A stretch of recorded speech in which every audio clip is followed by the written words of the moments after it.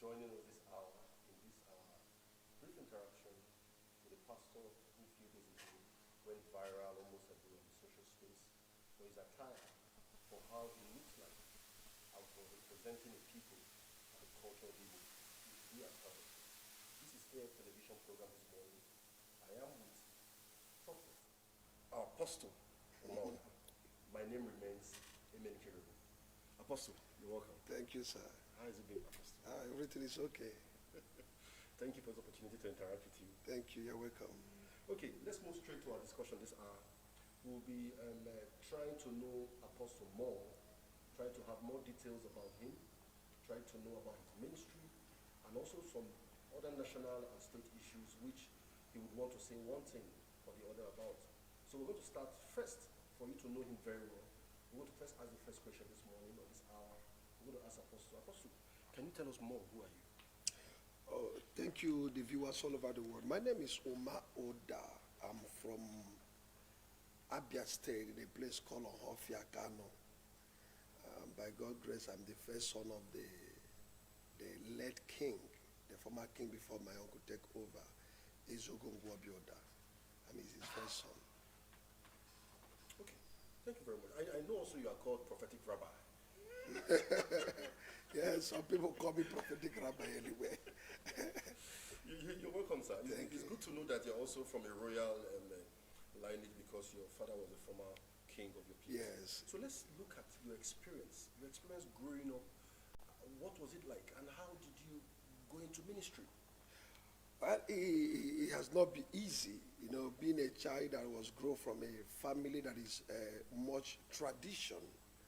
Not, my father was not a herbalist, as some people always say. A family where the father is a custodian of tradition, and by God's grace, I gave my life to Jesus during Holy Ghost Congress of my late father in the Lord, Reverend Dr. James Ukebu. I have to be honest to you, when I gave my life to Jesus, my father disowned me. Yes. My village people, some of them will be watching. My father have to use the tank crier, go to the village and told them that his first son is dead. Because we have pastors in my compound that were not doing well. Many of my uncles, two of them we know. They come back to December. When they are going back, the compounds, we have to contribute gari and food stuff, And not now people force their children to give their life. By then, when I gave my life to Jesus, my father was so bitter, and he called my in-laws, called my mom's people, that I'm running mad. That every time I'm praying all night, it's not an easy thing anyway. Growing in a family, you are the first Christian, nobody believe in you, believing that. My father don't believe all this Pentecostal stuff and giving your life to Jesus. So what kept you strong during that period of facing this challenge as a young Christian? Christianity is all about encounter. I have total encounter with Jesus. I was not following something I don't know. I was totally convinced that Jesus is real. Yes. I remember when he appeared to me on 1991. I was on my place of prayer. Christ appeared to me, showed me his palms, and said to me one word: pursue the commission, and I will give you the addition. That was the only word that kept me moving till now. Pursue the commission, I will give you the addition. And no matter the challenges I see, I'm convinced that there is a reward in anything I'm doing. Yeah, we're still at your experience. We know that the journey of a Christian is a journey, stage by stage. We've discussed when you gave your life to Christ, the challenges you faced at that point. What next? What actually moved you into full ministry? Because it's not everybody that gives his life to Christ that becomes a pastor. Okay. The truth is that I never believed I would end being a full-time preacher. I never see it coming. But I was convinced that God called me into the ministry. But I don't want to be a pastor. I see my spiritual father, Papu Kebu, by then. Even when he's tired, members, they don't care. To me, it was rich. I don't like that sort of life. I see like an office that is full of trials. And I still remember, even at that time, people call my spiritual father all kinds of names, Reverend Dr. James Ukebu, and he stopped wearing ring. When he was wearing ring, they say just, with all these challenges, I never want to be a preacher. But the call of God was much in my life. during my school time as a student in Agulana school, miracle was happening. People will collapse in this school, they will send for me. Led to teachers, sometimes deliverers will be going on from there to the secondary school. That on our fellowship time, parents will leave their market to come. And so my experience as a Christian was not easy. Knowing that I don't have any Pentecostal father, not from Christian background, it was hard for some pastors, even till today, to believe in me. Yes, yes. So, still on your experience, at least you've left, you left the born again level. You came into ministry. What are those key things that will sustain somebody in the ministry that younger people will need to know? Because I know that it's not easy to be in ministry. Encounter. You must have an encounter. You know, I always say to my generation, ministry is not all about money. It's not all about cars. It's when you have total encounter with God. No matter what happened, you remain focused. It's like you.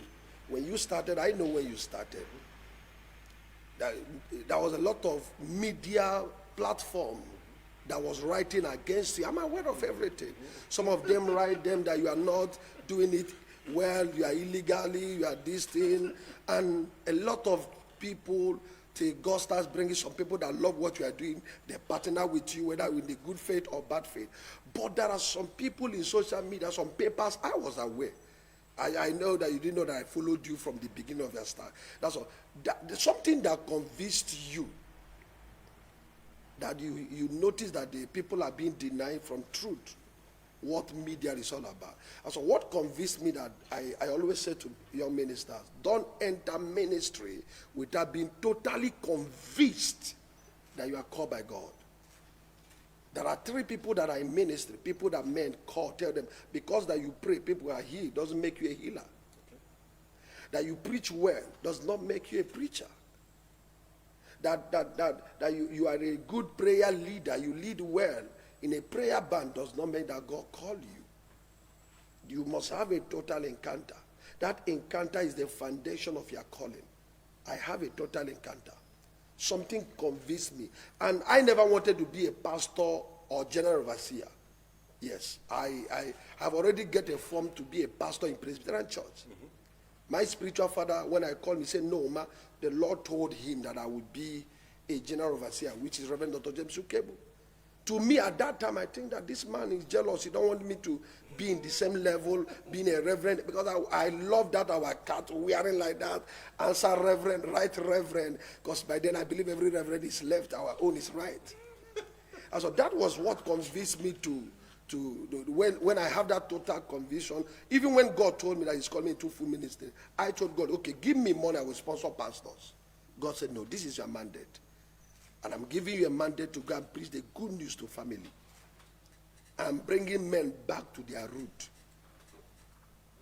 Okay, Pastor, we've dwelled quite a while on your experience and how you went into ministry, which obviously you revealed a lot.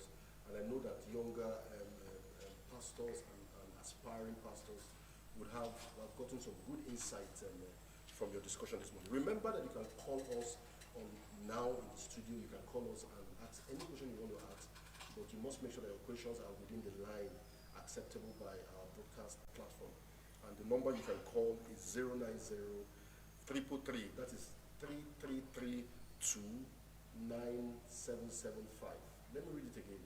090-3332-9775. You can call in, you can drop your messages on that platform on all the social media handles. You can go to our social media handles and view what's happening and drop your comments there also. We will see them and we'll appreciate you for it. Let's come back to Apostle. Apostle, recently, yes, I would like you to fly that picture of him where he wears our attire. Recently, you went viral on BBC, on social media, on Instagram, almost everywhere. And you were putting on the full regalia of an Hafiama. The people have been asking, people have had so much to say. I've followed that comment so much. Some people said you were wearing a cap. Some people say you should not wear a cap, that everyone says it's okay, this, that. I said, okay. Today that we've met you, what was the inspiration? What actually pushed you because it's not regular. It's not something that is common in town. That's why it went viral. What was it? The truth remains is that nothing is wrong with my tradition, Yeah. but rather something is wrong with religion. Okay. Yes. Christianity and religion are not the same. The problem we have in Africa is a religious problem.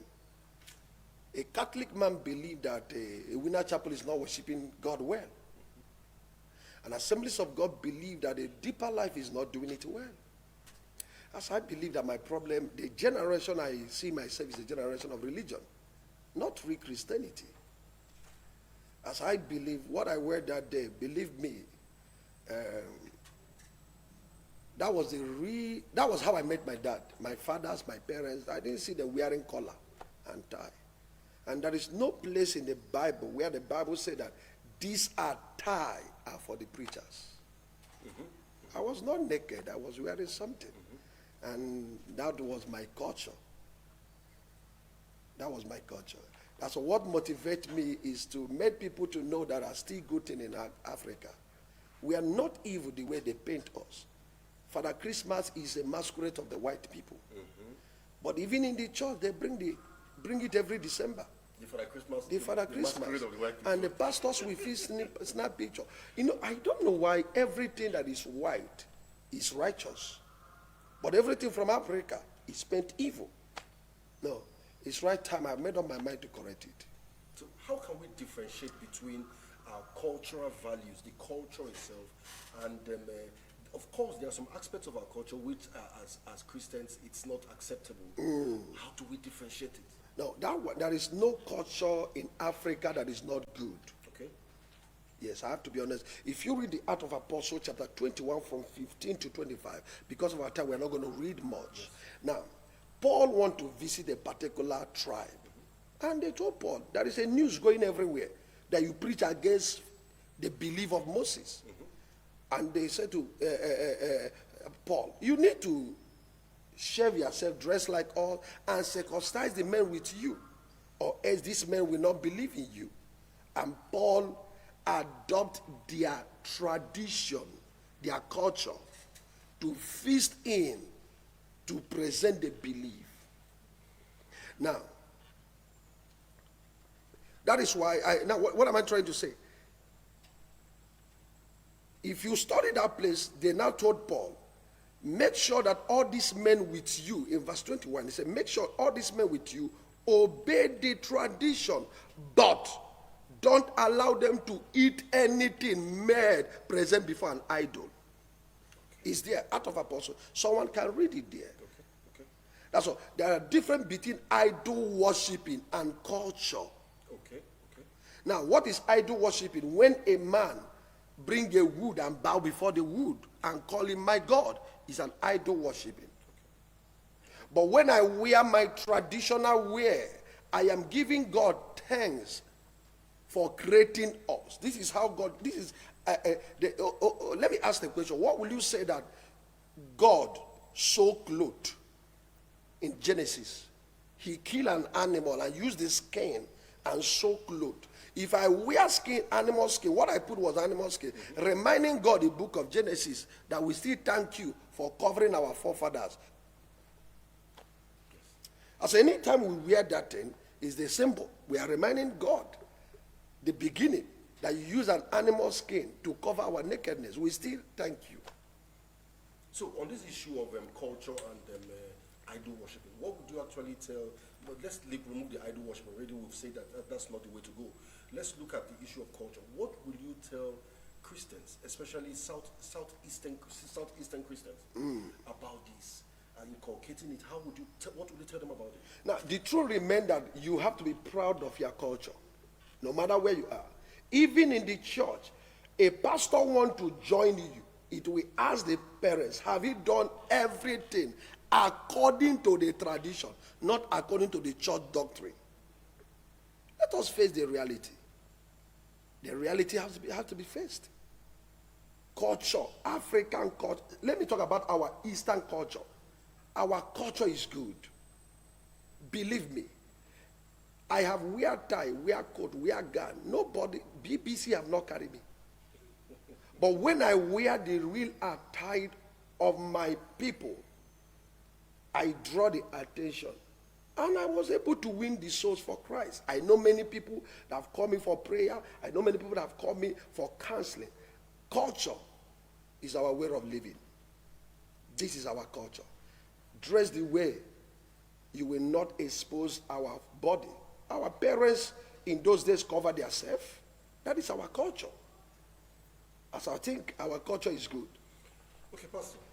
Yes, well, I remember that this is AF television program, and today we are interacting with one very prominent pastor who almost took over, not almost, took over the social media recently on his attire that was flew almost everywhere on social media, on Instagram, on Facebook, on different groups on Facebook. It was shared over and over again. People had different positions. Today you're opportune to listen to him live and direct, and you watch him on all our social media handles, on Abia State social media handles, on AF television, and so many other handles. So we want to thank you so much for joining us. Remember also that you can call in and also ask him any direct question you want to ask.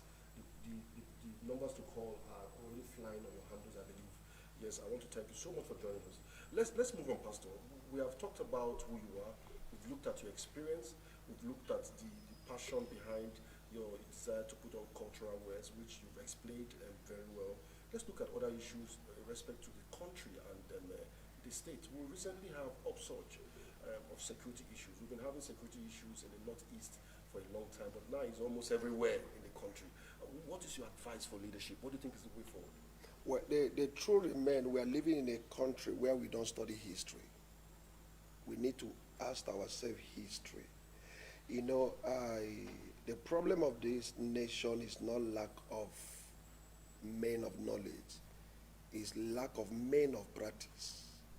We have men full of knowledge, but we don't practice what we have. You know, okay, let me just bring it close. If in our own time there is a course called history, but they have removed history from the education, because history, if we study history, there are some things our young men will not be doing. If we study history, you will know that God killed. If you study history, you will know some things that have happened in some part of Africa, how people lost their things. But because you remove history, children don't know any history again. So what do you expect? We have to live with what we see. But if we study history, like me, I got married and I told my wife, any day you call in your my child with English name, I will divorce you. He said, why? I say, our name reminds us where we are coming from. Now, English name cannot put us where we are coming from. And so the problem we have from federal to the state is lack of history. When a child lost his identity, he behaved like a fool. We have lost our identity.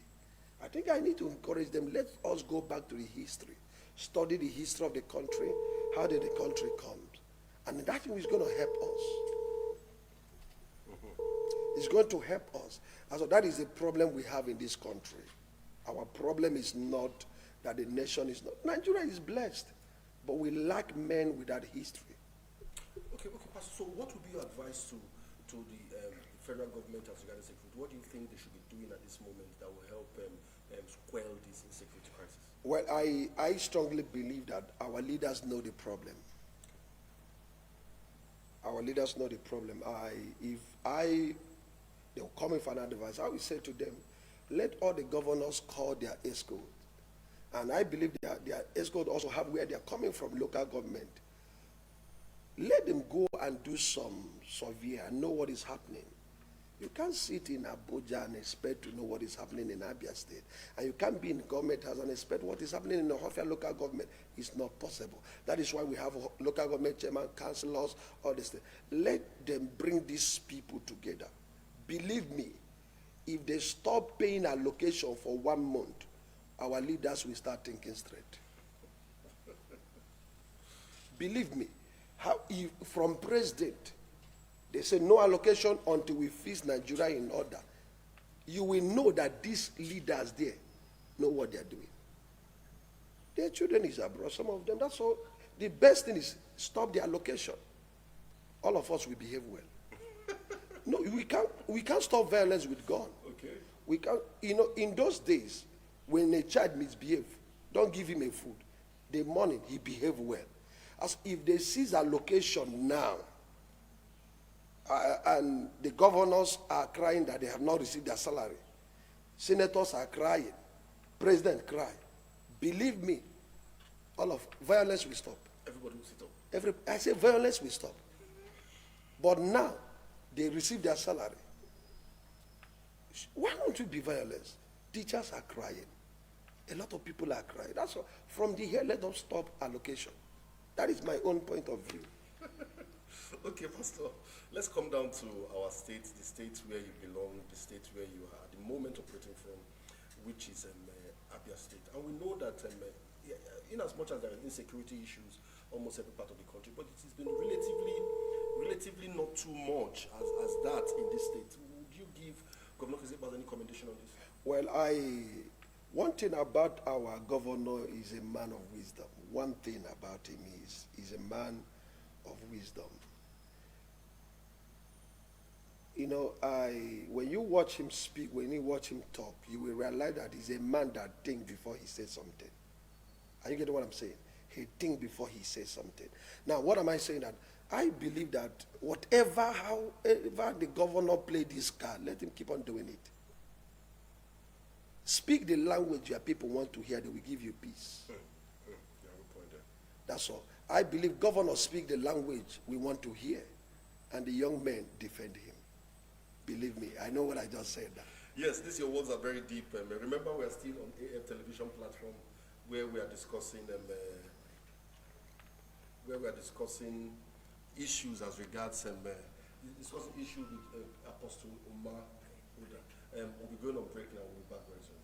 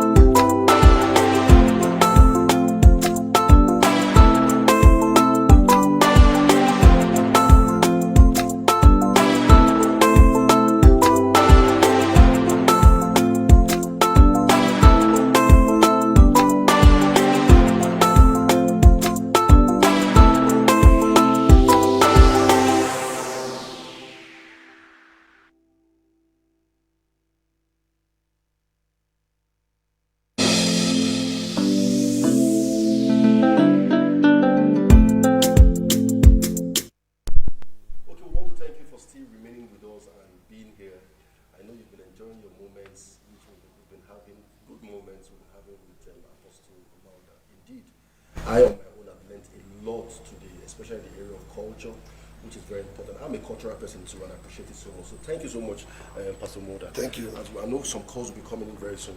Okay, let's go into, we've talked about a whole lot of things today. And we need to give an opportunity to talk to the people, to even give them one or two words as regards God, which they need this moment.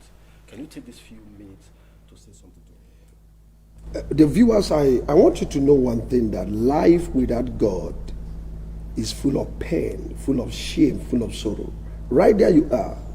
You are close to your destiny. as you are clothed is clothed to your skin. There is no man born of a woman that has no destiny. Okay, Pastor, sorry. Before we go on, we have a call coming. Okay. Hello. Hello. Hello. Hello, good morning. Yes, good afternoon. Who are we speaking with, Good please? afternoon. My name is Faith. Okay, Faith, go on, please. The pastor is here listening to you. Okay. Go on, ask your question. Okay,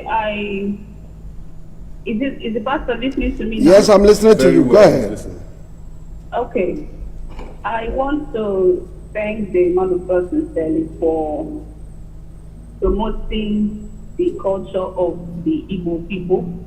I appreciate you for that, sir. Thank you. Now, my question is, how do you know what will be the conviction that you are being called by God? What will motivate you to accept the calling of God? And then, how do we promote the culture of Igbo people that are already dying? That is my question. Okay. Okay, thank you. Just wait on you. We'll hear from the pastor. Thank you. Okay, God bless you, Sister Faith. I will answer it one after the other. You said, how will someone know that is called by God? Yes. Number one, you must be spiritually convinced. Your motive matters. Right now, we don't even know people God call again. Many are calling God. Yes, many are now calling God.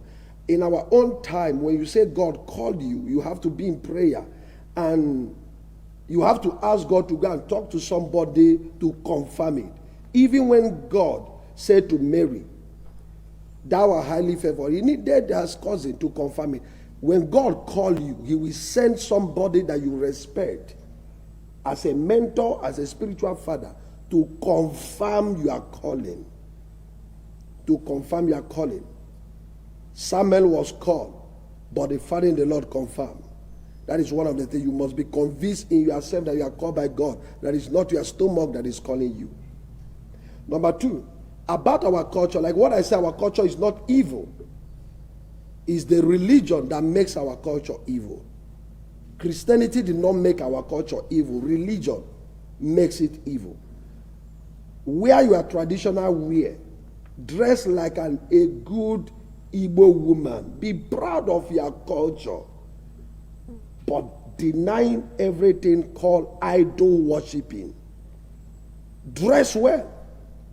Dress well. Believe me, dress well. This is our identity. A white man cannot wear our traditional wear. I said it and I lie not. Any day I see a white man speak Igbo correctly, without me, you speak Igbo. Don't ever say to your brother you don't know how to speak English. When a white man cannot speak Igbo directly. Now what am I saying? Our culture is best. We are be wearing suit now. Who's suit to help? So wear your culture. Dress well. Okay, Pastor, let's go back to your statement before. You're speaking to the people. Okay. Now I just want to say something before they come call me. That wherever you are, there is something God put in you. There is no empty man. Every man is born with a destiny. Every man is born with a star. Every man is born with a glory. Every man is born with something is in you. But let me be honest to you. Every destiny without a destiny helper, you will die in frustration. If you want to succeed in life, ask God to help your helpers.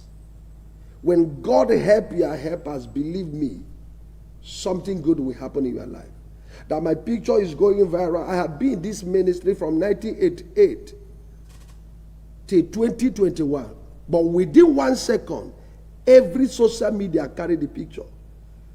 Many pastors are calling me, come and be a blessing to our church. Come and bless us. Why? When your season come, ask God to help your helpers. And I believe God, right there you are, wherever you are watching me right now, may your helpers never be stranded. You may call the president a bad man, but believe me, every leadership is someone's prayer point. Every leader answered a prayer of someone. And I prophesy to you right there you are, that God will raise men that will be an answer to your prayer. Your helpers will not be stranded. Your helpers will not cry. God will bless you. Believe me, from now, in next 72 hours, God will not allow your haters to meet your helpers. And your helpers will never meet your haters. Okay, Pastor, I have one Allah, I have swallowed the key, swallow from off. But Tom, I'm going to quit. Some be also with quit. That's what I know as soon even though because behind the good culture, on our come back has to be Igbo. So in the next 2 minutes, can you only view as an Igbo? Maybe how much from today. That's what I call Igbo. Nde Igbo mmamanu amụ Igbo amụ mali aka n'ọhọfịa ebe ọhụ amụ mmadụ mụ ibe anyị wụ ndị mbọ ha asị mba bụ n'isi achị isi igbuara anyị okpirikpe nkwa anyị ndị egbuara gị ụkọm enwughị ọkụ ife ma ka iwe ebe ọbụla nọ Igbo atọgbula onwe ya mgbe ọha egwesa ọrịa ndị bekee ọ wụrụ onye ọbụla eso m ya ma elego nwe ife m nọ na-eme ama ekwu Igbo amaka na-eme Satọde ọbụla mme Igbo amaka manị ndị mmadụ saa na ajụjụ ife gbasara Igbo maka Igbo dị ụtọ anyị hapụ ikwu asụsụ anyị la anyị hapụ ikwu omenala anyị la omenala nke ahụ na-ewesa njikọta omenala nke ahụ na-ewesa ịfụnanya anyị lode ya anya ndị vileji gị kpọọ mitin gaa mitin iso ndị uke ga-awụ gị mmehie maka mmadụ asị ga ana m eme ihe omenala ana m iso uke ga-awụ mmehie onye ọbụla sị na omenala dị ma ụbọchị ị ga-anwụ ka elie gị n'elu maka onye ọbụla nwụrụ n'ọkwa ndị omenala ga-eli gị Igbo amaka onweghị omenala karịrị na omenala Igbo ihe ọbụla anyị na-eme sụọrọ ụmụ gị Igbo sụọrọ ụmụ gị Igbo ibi na obodo ndị ọcha sụọrọ ụmụ gị Igbo ibi na obodo Naijiria sụọrọ ụmụ gị Igbo gwa ha otu unu na-eji ekele a sị na ọkụkọ na-ekwe n'olu n'olu ọhafịa mụrụ m na-eme isi ụtụtụ anyị ekele nna awo onye wasị gị nna nto ụna abụ ole gasị ya ọ ya wụ na anyị na-eji ekele m na-asị ndị Igbo ndị ebe ọbụla nọ nna awo no ọwụrụ ịnụ ya nụ gasị m ụna abụ ole ka yes, so I want to thank you so much for this brief interaction with Apostle Uma Udah. Indeed, apart from the viewers, me myself, I've been very, I enjoyed this moment of interaction. He's a very wonderful person to interact with. We want to thank you so much, Apostle. Thank you for coming on this program this morning. Thank you. I would believe that we'll be having more of you. Thank you. Because we have a lot of people already responding. You can see comments are flowing from everywhere, part of the world. All the actions of comments. That means we would need to look at how to design a program that we're going to talk more. People would like to hear from you more. No problem. So we want to thank you so much for being with us throughout this program. And we say that every of the prayer that the pastor has prayed for us, me myself, I'm saying amen. You too, you can say amen. Thank you very much. My name remains Emin Kiribu, the anchor of the show, and the man popularly known as Abia. God bless you. God bless you too, Pastor. Thank you. Thank you, Pastor.